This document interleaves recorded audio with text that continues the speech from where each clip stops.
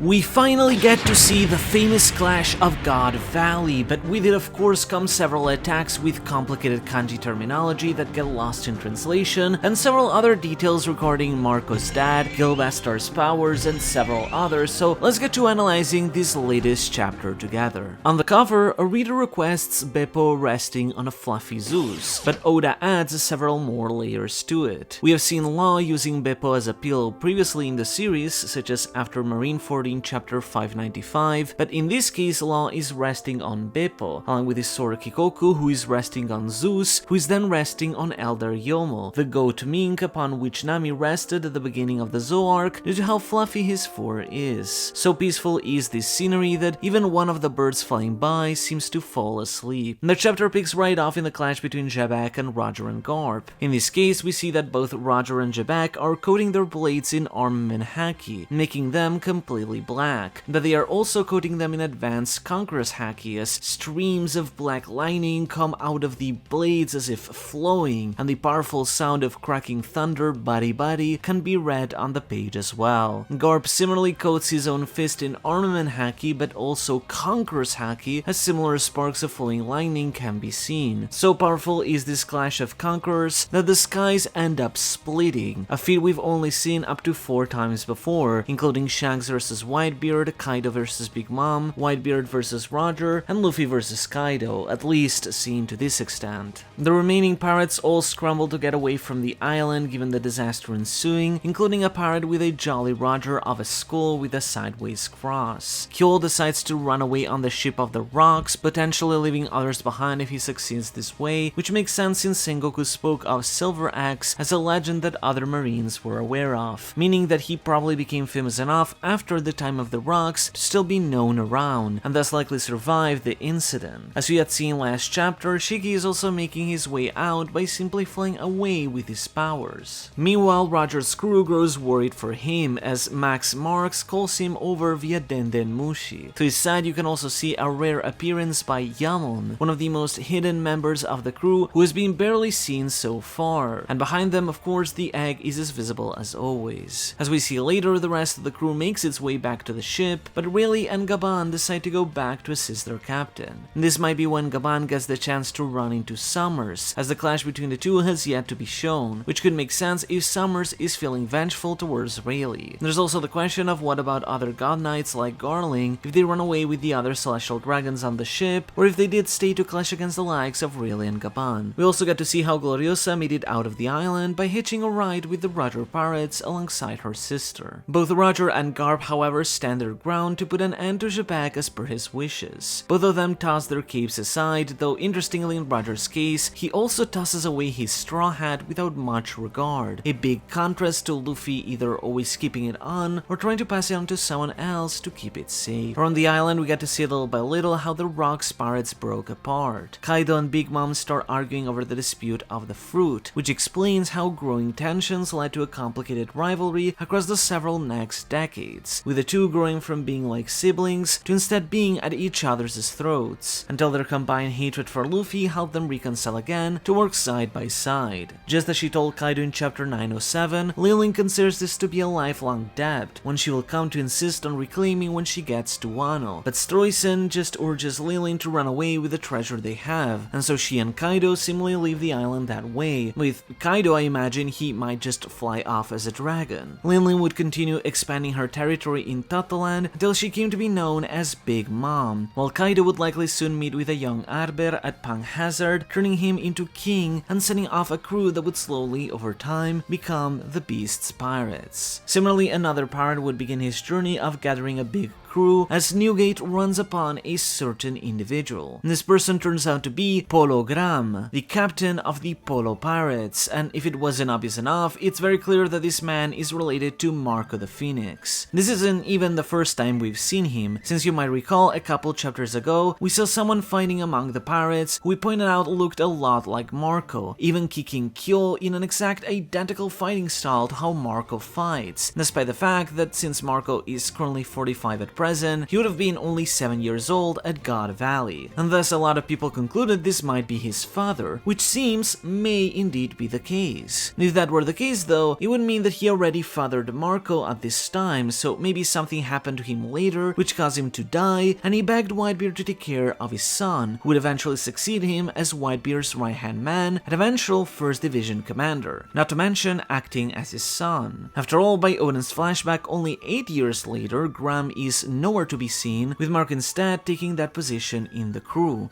Fruit already in hand. There is, however, a more unique way of approaching this, and it's perhaps that this could be an effect of the Tori Torinomi Berber fruit model Phoenix. What if Graham was the original user of the Phoenix fruit, but eventually came to be almost skilled at some point, thus being reborn from the ashes like a phoenix and coming to regenerate his body but at a younger age, either missing or even potentially retaining his memories. That younger body wouldn't exactly be like that of a baby for obvious reasons, but maybe of a younger teenage boy who would then grow into the Marco we know today. I'd imagine that the Phoenix fruit has a limit and that you can still die, as Marco was panicking when he got caught with Seastone cuffs in Marineford and started getting injured, but at least to some degree, I wouldn't be surprised if the myth of the Phoenix being reborn from the ashes can still hold true. Obviously, this is the more creative answer, as the father-son connection is much more obvious, but you never know with Oda. That said though, the reference between their names is quite evident, because if his father or predecessor was named Polo Graham, then Marco's full name would be Polo Marco, and considering of course that the family name comes first, that makes his name Marco Polo when written in our current Western order, which of course is a reference to the famous Venetian explorer of the same name, who famously explored a lot of the Silk Road and Eastern Asia during a time when it was unusual for Europeans to head that far, all the way until what is now China. This might perhaps tie with Marco's scene studying maps as a kid when Oda drew him in the SBS, which the Viver cards highlighted as him having a big passion for navigation, a trait we also saw when he talked to Inuarashi Nekomamushi about just how big the world is. This, however, suddenly makes sense as a potentially really big elaborate pun, as not only was Marco Polo famous for exploring what modern-day China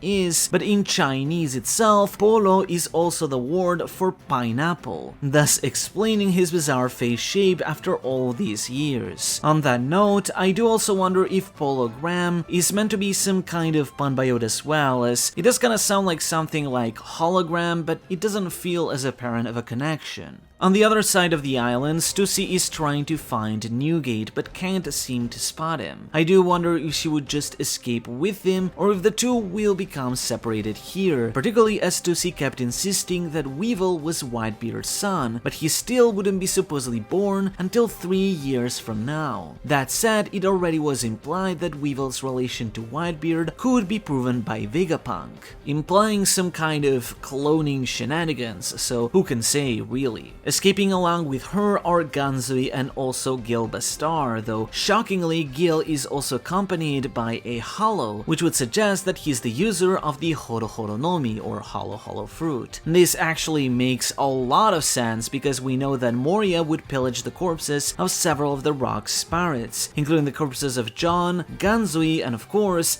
Gill Bastar, though we don't quite know if they all died here at God Valley and Moria pillaged them here, or if they died at different points and only then did Moria eventually take their bodies one by one. But in the case of Gill Bastar, it would seem that it may have been Moria himself who killed him, as it makes sense that Moria would have directly taken the Horo Horo Nomi from him and thus given it to his adoptive daughter Perona, explaining how the fruit was passed from one to the other, as it seems too much of a coincidence for it to have happened otherwise. Which reinforces the idea that at least Gill did not die here, as Moria was still quite young, only 12 years old, at the time of this incident. These powers are also doubly thematically fitting because the whole plot of the one-shot Wanted was Gill Bastar being hunted by the ghost of an enemy that he had defeated. So you could potentially retcon that or simply thematically tie it into why now Gill has a ghost-based power. Dragon returns to his marine ship and confronts his superior about what happened on the island. And his superior is actually the exact same we saw in chapter 1160, questioning if all the soldiers had returned, with one of his subordinates concerned where Dragon ended up, showing consistency in this being the one in charge of Dragon's squadron. Dragon demands to save the lives of the remaining surviving slaves, and even though this may have its consequences, it would seem that Dragon likely left the Marines anyway shortly after this to start the Freedom Fighters. At the same time, Saturn, still possessed by Emu, leaves the island on the Celestial Dragon ship, uttering the decree of wishing that the island never existed. Thus, a combined effort would be launched between Marine Headquarters, G11, and CP6 in hiding all information regarding God Valley's existence, thus wiping the island off the map. We've gone before over the fact that it's always been a bit confusing whether God Valley was erased in the same way Ohara was, by being removed from official records, or if the island did literally physically vanish. The way he mentioned it vanishing without a trace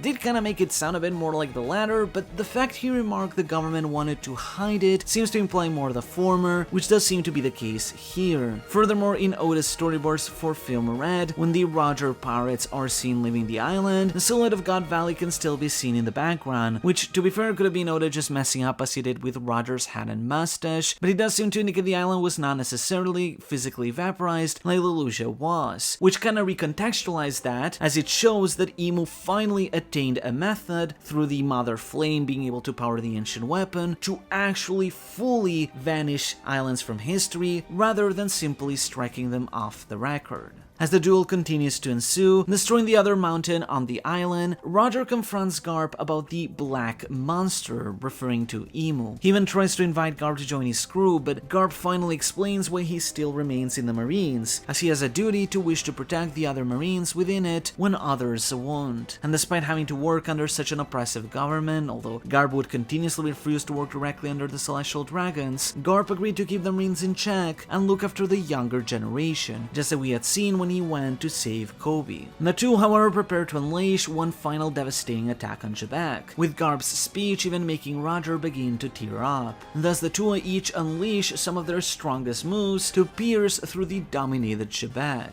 Roger unleashes a new move called Hinokagutsuchi no Ace. The first half, Hinokagutsuchi, refers to the deity Kagutsuchi from Japanese mythology, being the god of fire, as evident in its name since Hino literally means of the fire. This is consistent with many of Roger's attacks, which we've seen are inspired by Shintoist belief. On the other hand, the second term translates into wise man, making the kanji read as something like wise man of the far god. In reality, of course, this is all just a pun, as Ace can be read as Ace, the name of Roger's sword with which he strikes Quebec, and of course also the name of his son, who fittingly would go on to be thought of as some kind of far god because of his powers, thus making the attack Ace the Far God. This is also fitting, as in the Japanese myth, Kagutsuchi ended up famously burning his own mother to death upon birth due to being the Far God, which you could parallel with Rouge passing away upon Ace's birth due to the struggle for her body to deliver him so late. Garp instead unleashes another new attack called Infinitum Explosion. The kanji reads as Mugen Genkotsu. While Mugen means infinite, thus simply being the Japanese word, Genkotsu instead means fist, which is the same word he uses in his other attacks, such as Genkotsu Meteor or Fist Meteor, where he throws a bunch of cannonballs, as well as Galaxy Impact, and of course Galaxy Divide, where the kanji reading for galaxy is that of Genkotsu or fist. So in this case, infinitum refers to the mathematical concept of something that expands infinitely without limit, particularly being used in physics and cosmology to debate the possibility of the universe being potentially infinite. Thus, when the attack reads as Infinitum Explosion, or rather Infinitum Fist, if here the fist was a replacement for galaxy previously, then the attack could be read as Infinitum Galaxy, the concept of there being infinite galaxies in this massive universe of ours. And this of course refers to the fact that Garp is throwing an endless amount of fists at Quebec in quick explosions, with as many fists as there are galaxies out there in the infinite universe. This attack, of course, is highly reminiscent of Luffy's Gomu Gomu no Gatling, but it also has some aspects of Red Rock as the fists begin to be wrapped in flames, potentially from the friction, meaning that both Roger and Garp's attacks are named after the theme of fire. With his attack, seemingly it seems Roger and Garp put an end to Xebec, helping bring an end to the era of rocks that had marked the world up until this point 38 years ago. However, as the narrator explains, this incident would leave behind many reverberations or echoes, Zankyo, which gives name to the chapter. Dragon would go on to form the Freedom Fighters and later the Revolutionary Army, joined by Kuma and Ivankov as well. Shiki, Whitebeard, Big Mom, Kaido, and even the likes of Captain John or Silver Axe would all carve their names in history as famous pirates who marked the future of the coming eras. Shanks had been separated from his lineage, while Shamrock wasn't, while Teach would survive and inherit the will of Davy one way or another. Two figures would then mark the future of the current era. And of course, Garp would be cemented as the hero of the Marines, while Roger would go on to define the coming era as the era of Roger.